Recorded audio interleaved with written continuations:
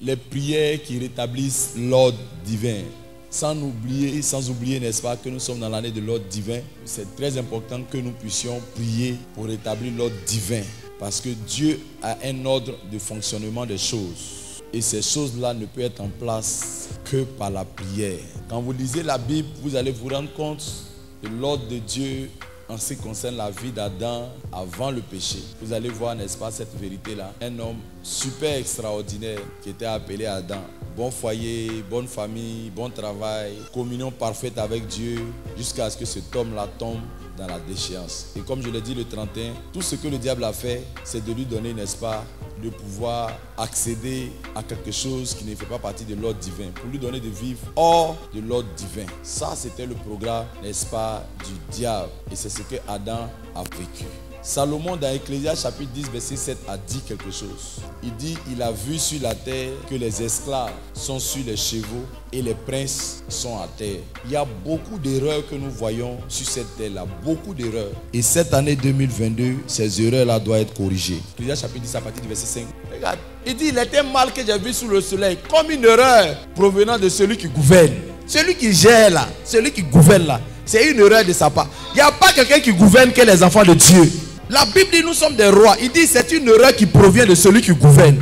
Le prince là c'est celui qui gouverne. Il est le fils du roi. Verset 6. Il dit la folie occupe des postes élevés et les riches sont assis dans l'abaissement. C'est une erreur. Il dit la folie, les gens qui sont insensés, les gens qui ne connaissent pas la vraie vie là, c'est eux qui occupent des positions élevées. Et puis les vrais riches que les enfants de Dieu sont là, et ils sont dans l'abaissement. Il dit c'est une erreur.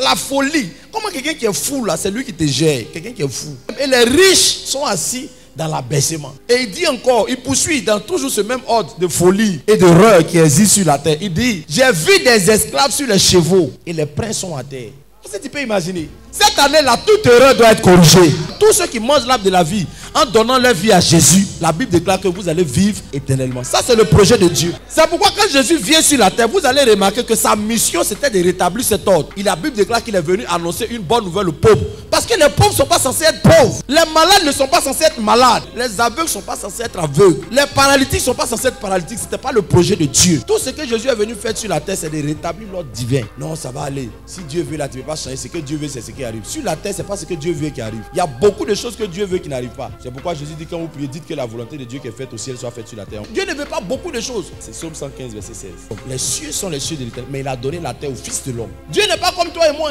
Souvent là, tu donnes la bille à ta camarade, tu dis, il faut prendre. Quand il utilise mal, redonne ma chose. Dieu n'est pas comme ça. Ce qu'il t'a donné là, il t'a donné. Romains 11, verset 29 dit, Dieu ne se répand pas de ses dons et de son appel. Quand on dit ne se répand pas de ses dons là, ça veut dire quand Dieu te donne quelque chose, si tu veux, il faut déchirer, c'est pour toi. Quand Dieu te donne la vie là, mon cher, tu fais de ça ce que tu veux. Tout ce que lui fait là, il te conseille. Dieu ne peut pas te forcer. Dieu n'est pas l'auteur des mauvaises choses. Jésus, 33 ans, on voit un gars qui a tout accompli. En 3 années et demie, il a accompli une chose extraordinaire. Il est sur la croix, il dit, tout est accompli. J'ai achevé la course. Il est venu sur la terre pour un but. Il finit ça, il peut partir à n'importe quel âge. La terre là, c'est pour les hommes. Tout ce qui se passe sur la terre là, c'est les hommes qui font. Maintenant, à quel moment Dieu descend sur la terre pour intervenir? Quand les hommes l'invitent. Quand les hommes l'invitent. Quand les hommes l'invitent, si les hommes ne l'invitent pas, Dieu est au ciel. Et je vais t'informer de quelque chose. Si tu vois Dieu intervenir sur la terre, même si ces personnes qui ont été victimes de la grâce de Dieu n'ont pas prié, il y a quelqu'un d'autre qui l'a fait. Il y a un homme qui a prié pour ce que tu reçois. Même si toi tu ne l'as pas fait. Dieu n'intervient jamais sur la terre tant qu'il n'y a pas des hommes qui l'invitent. Et aussi Dieu n'intervient jamais dans un domaine de ta vie si tu ne l'y as pas invité. Dieu n'est pas un voleur. La Bible dit que c'est Satan qui est un voleur. Lui tu n'as pas besoin de l'inviter. Et puis lui vient faire des choses dans ta vie. Mais Dieu n'est pas voleur. Quand tu vois Dieu agir dans ta vie, ça veut dire que tu l'as invité. Ou quelqu'un d'autre l'a invité. Et c'est pourquoi est-ce que beaucoup de chrétiens vivent le désordre. Ils ne vivent pas l'ordre divin. Parce qu'ils n'ont pas invité Dieu. Tu me diras au pasteur, mais je prie, j'ai invité Dieu, mais je ne vois rien. Laisse-moi te dire que tu ne l'as pas fait comme il faut le faire. Dans Matthieu chapitre 6, vous allez voir. Pourquoi est-ce que souvent beaucoup de personnes prient mais ils ne voient pas de résultats? Il y a une raison. Beaucoup de gens qui invitent Dieu qui ne voient pas de résultats. Je suis sur le point de te donner une clé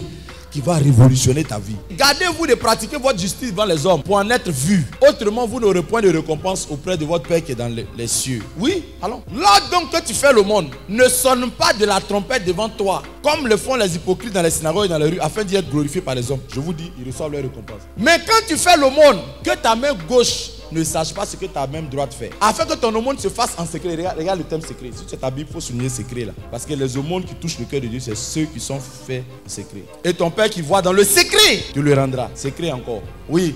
Lorsque vous priez, ne soyez pas comme les hypocrites qui aiment à prier debout dans les synagogues et dans le coin des rues pour être vus des hommes. Je vous le dis, ils reçoivent les récompenses. Mais quand tu pries, entre dans ta chambre, ferme la porte, ferme ta porte et prie ton Père qui est où? Qui est dans le secret. Écoutez très bien. C'est dans ta Bible, il faut étudier dans le secret. Et ton Père qui voit, où ça encore, te le rendra. Donc chaque fois que tu pries, que tu n'as pas encore reçu, que tu n'as pas encore été rendu ce pourquoi tu as prié, ça veut dire que tu n'es pas rentré dans le secret. Le tout, ce n'est pas de prier, parce que quand vous regardez en priant, ne multipliez pas de vaines paroles. Comme les païens qui s'imaginent qu'à force de paroles, il y a des chrétiens qui font comme les païens qui imaginent que quand tu pries beaucoup, c'est-à-dire quand tu répètes les paroles là beaucoup de fois, c'est là Dieu t'exauce, imaginant qu'à force de paroles, ils seront exaucés. Dieu dit c'est faux. Ne leur ressemblez pas, car votre Père sait de quoi vous avez besoin avant que vous le lui demandez. Donc la prière ne donne pas, ou même ne cherche pas à informer Dieu de ton besoin. Il dit, ton Père qui est déjà, quand tu commences à prier là, Dieu il t'attend dans le secret. Hein. Tant que tu n'es pas encore arrivé là-bas, il n'y a pas d'exaucement. Fire, sacrifice, quand ils finissent ça, il n'y a rien. Ils finissent, tu vois, ils s'en vont emprunter, ils sont pauvres, ils sont rien. Il n'y a rien, tout est mélangé dans leur vie. Mais ils ont fait prière de 3 heures. Qui t'a dit que c'est quand on multiplie les paroles que Dieu exauce? Et ils sont là comme ça, ils ont fini. Oh, c'est pas ça. C'est quand tu rentres dans le secret de Dieu que tu es exaucé. Ce n'est pas le nombre de paroles que tu fais. Tu peux avoir fait 7 heures de temps, mais chez Dieu, c'est 2 minutes seulement tu as été dans le secret. Ouais, tu peux même faire 5 minutes. Et puis Dieu t'a exaucé par rapport à quelqu'un qui a fait 3 heures. Donc souvent, mais peut-être que vous pouvez dire, oh, j'ai fait 20 heures. Ce n'est pas le 20 heures. Est-ce que tu es rentré dans le secret? Tu as fait 20 heures, mais Dieu t'a vu seulement que 2 minutes. Toutes les fois où tu as prié et puis tu as été exaucé, c'est parce que tu es rentré dans le secret. Peut-être tu ne la savais pas, mais tu es rentré. Tous les sujets de prière qui ont trouvé exaucement et puis tu as dit Dieu m'a exaucé là, c'est parce que tu es rentré dans le secret. Tu ne le savais pas, mais tu y es rentré. Et tout ce pourquoi tu n'as pas été exaucé, c'est parce que tu n'étais pas dans le secret. Souvent, on peut expérimenter quelque chose sans connaître le principe. Donc tu ne peux pas provoquer ça tout le temps. Mais quand tu as le principe, ça veut dire à chaque moment que tu auras besoin de l'expérience, tu peux rentrer. Je t'enseigne ça ce matin, mon fils. Ces principes vont te donner de montrer le respect aux esprits. Je vous assure, si vous connaissez ce principe, vos 5 heures vont devenir 5 heures d'exaucement. Anne se leva après que l'on lui mangeait et bu à Silo. Le sacrificateur était assis sur un siège plein de l'un des poteaux du temple de l'Éternel. Oui, la Bible dit, et l'amertume dans l'âme, elle pria l'Éternel et versa des pleurs. Elle fit un vœu en disant, Éternel des armées, si tu daignes regarder l'affliction de ta servante, si tu te souviens de moi et n'oublie point ta servante, si tu donnes à ta servante un enfant mâle, je le consacrerai à l'Éternel tous les jours de sa vie et le rasoir ne passera point sur ta tête. Comme elle resta longtemps en prière devant l'Éternel, les prières qui rentrent dans le secret de Dieu, c'est les prières de l'esprit, pas les prières de l'âme ni de la chair. La personne peut avoir la bouche fermée et puis elle est en prière. Il observait sa bouche. Maintenant, regardez la bouche de Anne. Qu'est-ce qui s'est passé? Pendant qu'on dit Anne priait là, qu'est-ce qui s'est passé au niveau de sa bouche? Donc la prière là, c'est pas ce que tu marmonnes, tu fais ta bouche là. C'est pas ça. Elle parlait dans son cœur. Mais la Bible nous mentionne qu'elle était en prière. Elle ne faisait que quoi? Remuer les lèvres. Mais on n'entendait pas sa voix. Est-ce que ta prière là, ça s'est fait dans le secret? C'est rentré dans le secret là. C'est plus important que le nombre d'heures. Travail tu cherches là, est-ce que tu es rentré?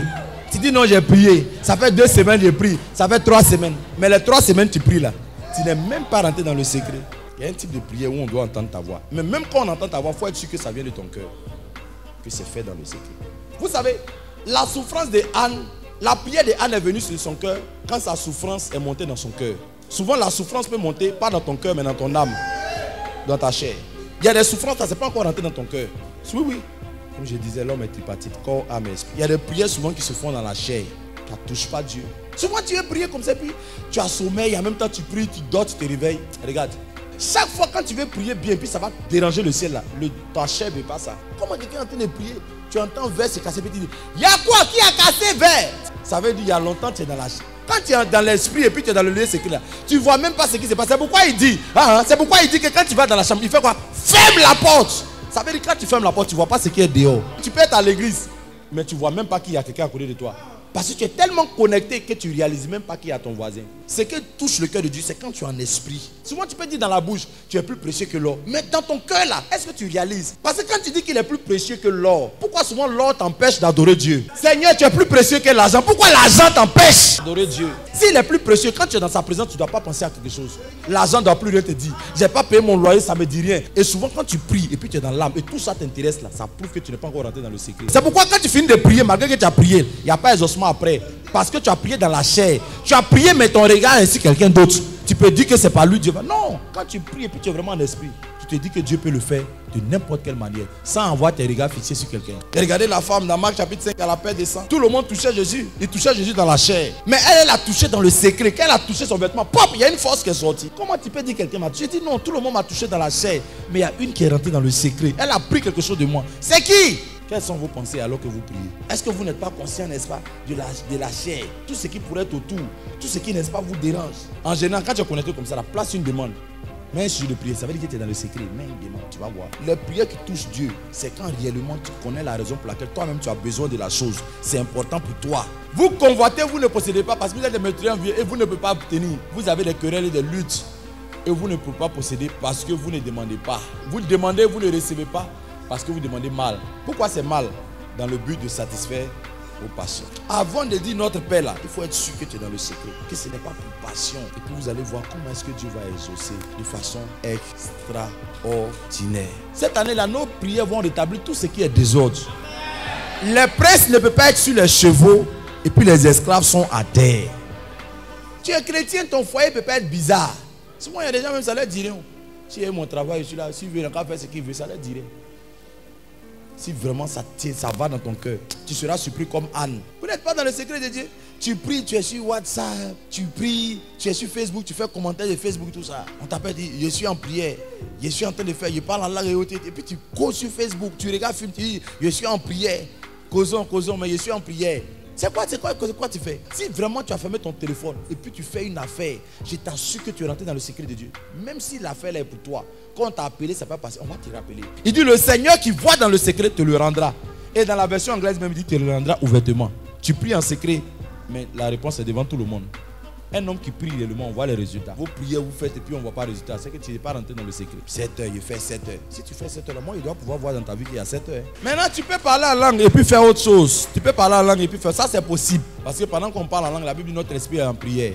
Donc pendant ce temps, notre âme et puis notre corps peut travailler. Je suis d'accord. Que Dieu nous bénisse. Il faut rentrer dans le secret de Dieu. Et souvent même les ossements peuvent venir parce que Dieu va te donner une idée, une sagesse. C'est comme ça que la réponse nous est donnée. Une parole, une orientation, une direction. Que Dieu nous bénisse. Rendons grâce à Dieu.